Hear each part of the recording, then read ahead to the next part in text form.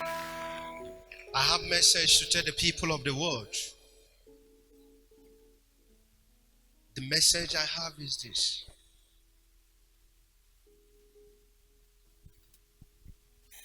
It's government versus government.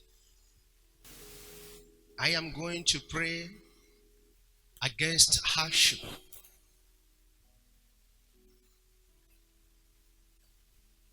Against hardship in the House of Representatives, in the Federal House, the Senate, the reps, government versus government division among them. Here in Nigeria, West Africa, it will shake the economy more. They fighting themselves inside the government. You rise, we pray.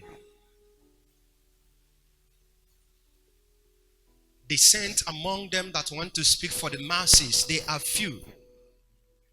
But the wicked cabals, they are many. Then division will come among them. It will affect the economy so much, so bad. But I stand by the power of the Holy Spirit.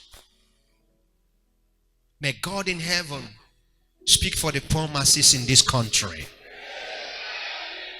May God in heaven speak for the poor masses in this country.